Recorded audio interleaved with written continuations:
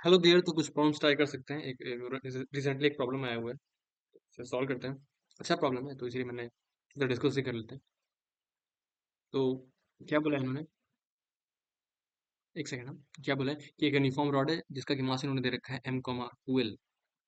ठीक है, और ये ऐसे स्मूथ हॉरिजॉन्टल सरफेस पे पड़ी हुई है। ठीक है सर।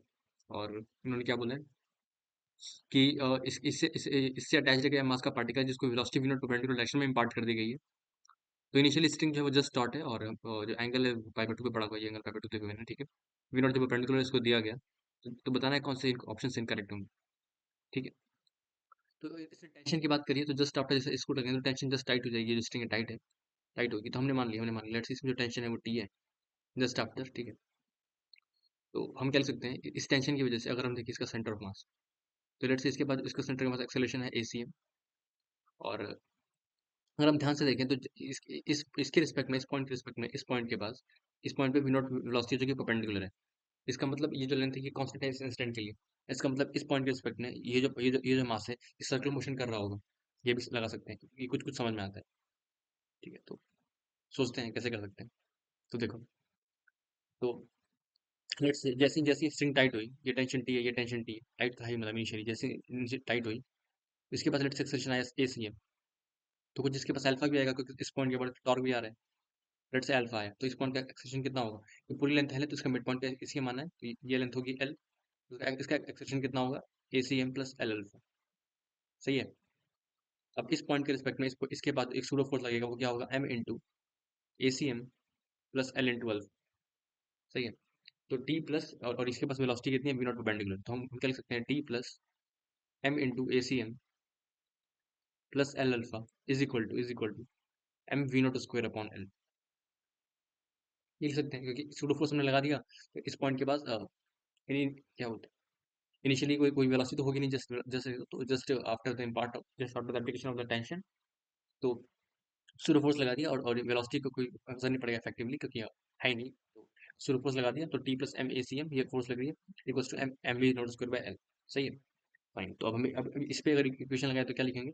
इस पे एक ही फोर्स लग रहा है, ये रॉड अगर ध्यान से देखें तो इसका acceleration centre of mass ACM, इधर टेंशन टी लग रही है, इसका मास m है, तो क्या लिखेंगे t is equal to m into ACM।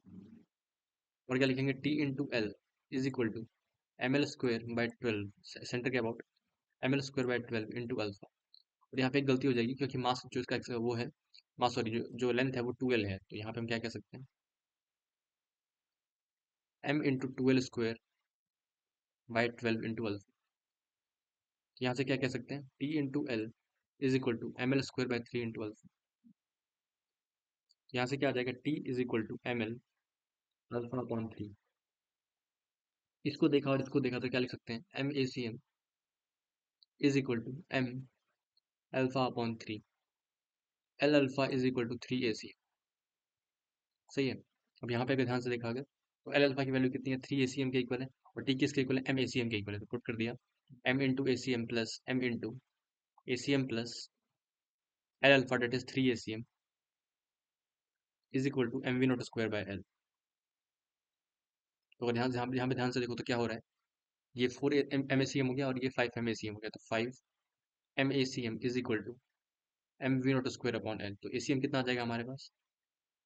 v0 square by 5L। और टेंशन कितना है? MACM है तो mv0 स्क्वायर बाय 5L। सही है। ये रहा टेंशन और ये रहा एक्सेलरेशन। तो टेंशन है mv0 square by 5L। Angular acceleration of the rod, अच्छा ये तो सही है, तो इसको गलत काटो। और जो एक्सेलरेशन है वो कितना है? Of centre mass of the rod, acceleration of centre mass of the rod, तो ACM है v0 स्क्वायर बाय 5L के इक्वल, तो ये गलत है, तो ये सही हो जाएगा। Angular acceleration of the rod वो कितना होगा? अल्फा, तो अल्फा कितना है? ACM, एक second, L alpha equal to 3 ACM, तो L into alpha is equal to 3 into ACM कितना है? v0 square by 5L। अच्छा, I guess I am correct. तो अल्फा कितना हो जाएगा? 3v0 square by 5L square. 3v0 square by 5L square, तो ये अगेन सही हो जाएगा क्योंकि 6 दे रखा है, तो ये गलत है। Angular velocity of the rod, angular velocity initially नहीं होगी आई गेस, इनिशियली स्मूथ पड़ा हुआ है तो इनिशियली एंगुलर वेलोसिटी नहीं है। Angular velocity of the rod इन्होंने बोला हुआ है।